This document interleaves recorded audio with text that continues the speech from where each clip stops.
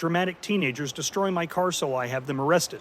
It was a beautiful Sunday afternoon when I decided to take a stroll around the neighborhood. The sun was shining, the birds were chirping, and the sky was a deep shade of blue. It was a perfect day to take in the fresh air and appreciate the beauty of nature. As I walked down the street, I noticed a group of teenagers hanging out near my car. At first, I didn't think much of it. After all, teenagers often gathered in groups, especially on weekends. However, as I got closer, I noticed that they were not just standing around chatting.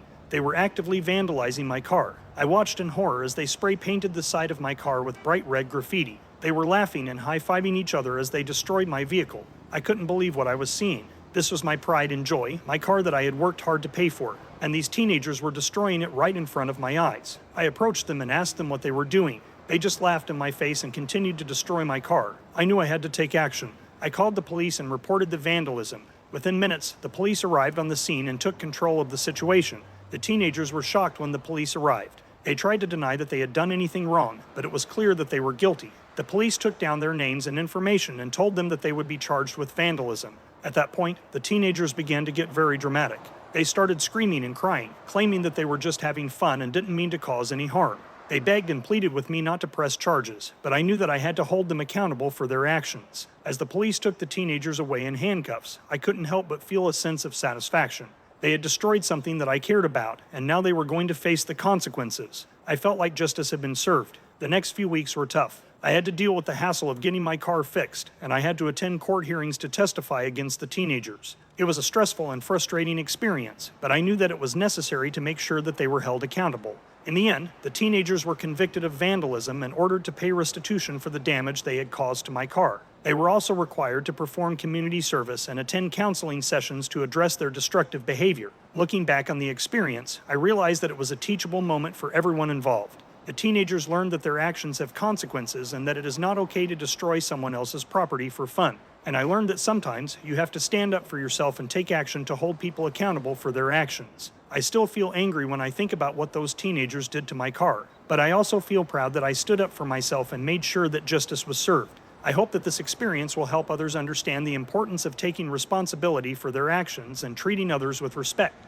And I hope that my car will remain safe and free from harm in the future. What do you guys think? Let me know in the comments below. Story 2. Dramatic woman destroys Burger King after she finds pickles on her sandwich. It was a typical Saturday afternoon at Burger King. The air was filled with the delicious smell of sizzling burgers and fresh fries, and the restaurant was bustling with hungry customers. But little did the staff know that they were about to encounter one of the most dramatic incidents they had ever seen. The door to the restaurant burst open, and in stormed a woman with fire in her eyes. Her hair was wild and tangled, and her makeup was smudged from tears. She marched up to the counter, slamming her fists down with a force that made the staff jump. "I can't believe this," she screamed. "I specifically asked for no pickles on my burger, and what do I find? Pickles. Do you think this is a joke?" The staff looked at each other, unsure of what to do. They had dealt with disgruntled customers before, but this woman was on a whole other level.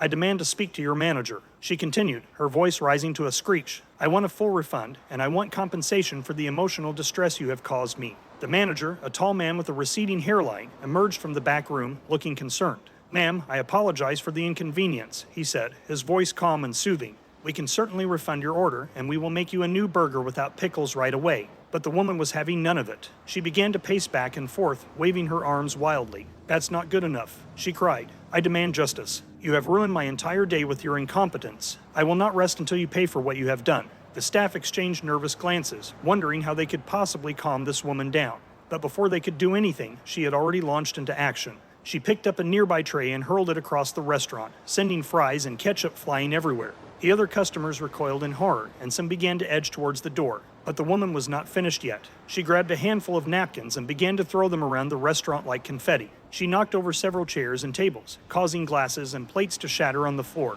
The staff tried to reason with her, but she was beyond reason. She was a force of nature, fueled by anger and frustration. Finally, after what felt like an eternity, she collapsed onto the ground in a heap, exhausted from her outburst. The staff rushed to her side, trying to see if she was okay, but the woman simply looked up at them with a cold, hard stare. "You will pay for this," she said, her voice low and menacing. "I will not forget what you have done to me today, and neither will anyone else." With that, she stood up, adjusted her hair and makeup, and stalked out of the restaurant, leaving chaos in her wake. The staff were left to pick up the pieces, quite literally. They swept up the broken glass and mopped up the spilled food, wondering how they could have possibly prevented this from happening.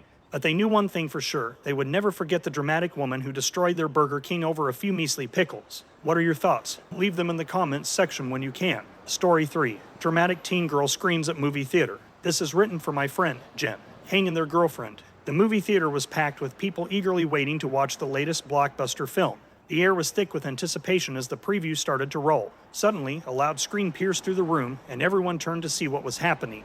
It was a teenage girl, standing in the aisle, her face contorted with rage and despair. She was screaming at the top of her lungs, tears streaming down her face. "What's going on?" Someone whispered. "I don't know, but she's making a scene," another replied. The girl continued to scream, her voice cracking with emotion. "How could he do this to me? How could he leave me here all alone?" It became clear that the girl had been left by her boyfriend, who had broken up with her just before the movie started. She was beside herself with grief and anger, and she wasn't afraid to show it. People began to murmur and shuffle in their seats, uncomfortable with the outburst. Some tried to ignore her and focus on the movie, but it was impossible with her screams ringing through the theater. "Someone needs to do something," a woman muttered, looking around nervously, but no one seemed willing to intervene. They all just sat there, watching the girl with a mix of pity and annoyance. Some even chuckled at her dramatic display, assuming it was just typical teenage behavior. The girl continued to scream and cry for what seemed like an eternity, until finally, an usher approached her. "Miss, you need to calm down or leave," he said sternly. The girl turned to him, her eyes blazing. "How dare you try to silence me? My boyfriend just broke up with me, and you expect me to act like nothing's wrong." The usher looked taken aback by her response. He didn't know what to say or do. He had dealt with his fair share of rowdy customers, but this was different. This was a teenage girl in the throes of heartbreak, and he didn't want to make things worse. "I'm sorry, miss. I understand that you're upset, but you can't disturb the other customers. Please come with me, and we can talk about it outside." The girl reluctantly followed the usher out of the theater, her screams fading into the distance. The other customers breathed a sigh of relief and settled back into their seats, grateful for the peace and quiet. But for the girl, the pain of the breakup lingered long after the movie ended. She spent the rest of the night wandering the streets, trying to make sense of what had happened. As she walked, she replayed the scene in the theater over and over in her mind. She wondered if she had overreacted, if she had made a fool of herself in front of all those strangers. But deep down, she knew that her reaction was justified. She had loved her boyfriend with all her heart, and he had callously dumped her without a second thought. She had every right to feel hurt and angry, and she wasn't going to apologize for it. Eventually, the girl found her way back home, exhausted and emotionally drained. She collapsed onto her bed, staring up at the ceiling. In the silence of her room, she allowed herself to cry once more, letting all of her pent-up emotions out. But this time, her sobs were quieter, more subdued. The rawness of her pain had dulled slightly, and she was able to reflect on what had happened with a clearer mind. She realized that, although the breakup hurt, it wasn't the end of the world. She was still young, and there would be other boys, other experiences. She didn't need to cling to this one relationship and let it define her. With that realization, the girl began to feel a sense of liberation. She started to see the breakup as an opportunity to grow and learn about herself, rather than a tragedy. Over the next few weeks, she threw herself into new hobbies and experiences, trying to rediscover who she was without her ex-boyfriend. She made new friends, explored new places, and found joy in the little things. And gradually, the pain of the breakup faded into a distant memory. The girl had moved on, stronger and more resilient than before. She had learned that heartbreak was just another part of life, and that she had the strength to overcome it. What do you think of this? Please let me know by leaving a comment below. Story 4. Dramatic soccer mom screams at me for being in her parking spot. I had just pulled into the parking lot of the local supermarket when I heard the screech of tires and the sound of a car horn. I looked up to see a red SUV barreling towards me, honking furiously. As the SUV pulled up next to me, the driver's side window rolled down and a middle-aged woman with short blonde hair stuck her head out. "Hey," she shouted. "That's my parking spot." I was taken aback. I had parked in an empty space at the edge of the lot, with no lines or markings indicating it belonged to anyone in particular. "I'm sorry," I said, trying to defuse the situation. "I didn't realize." "You didn't realize?" The woman interrupted, her voice rising in anger. "This is my spot. I always park here." I could see now that there was a faint outline of a handicap symbol on the pavement, but it was so faded I had not noticed it at first. "I'm sorry," I repeated. "I'll move." "You're damn right you will." The woman screamed, cutting me off again. "How dare you park here? I have a disabled child, and I need this spot." I felt a wave of sympathy for the woman, but also frustration at her aggressive behavior. Surely there were other parking spots nearby that would be just as convenient for her. "I understand," I said calmly, "but there are other spots. I don't care." The woman interrupted again, now almost shouting. "You're taking advantage of people with disabilities, and I won't stand for it." At this point, several other people in the lot had turned to watch the spectacle, and I could feel my face growing hot with embarrassment. "I'm not taking advantage of anyone," I said firmly. "I didn't see the symbol, but now that I know it's there, I'll move my car." The woman glared at me for a moment longer, then rolled up her window and sped off. I took a deep breath and shook my head, wondering what had gotten into her. As I started my car and began to back out of the spot, a man in his 30s approached me from the adjacent car. "Hey, are you okay?" he asked, looking concerned. "Yeah, I'm fine," I said, still feeling a little shaken. "Thanks for asking." "That lady was crazy," the man said, shaking his head. "I've seen her do that before. She thinks she owns that spot, and she gets really angry if anyone else parks there. I feel bad for her if she has a disabled child," I said, trying to be understanding, but she didn't have to scream at me like that. "Yeah, it's tough," the man said, "but you did the right thing. It's a handicapped spot, and you didn't know. No harm done." I smiled gratefully at him and drove off, feeling relieved that the confrontation was over. But as I pulled out onto the street, I couldn't shake the feeling of unease that lingered from the encounter. What had triggered the woman's outburst? Was it really just the fact that I had parked in her spot, or was there something else going on? I decided to shrug it off and focus on my errands for the day. But as I made my way through the store, I kept looking over my shoulder, half expecting to see the soccer mom lurking around every corner. It wasn't until I was leaving the store with my groceries that I saw her again. This time, she was parked across the lot from me, unloading her own bags from the back of her SUV. I hesitated for a moment, wondering if she would confront me again.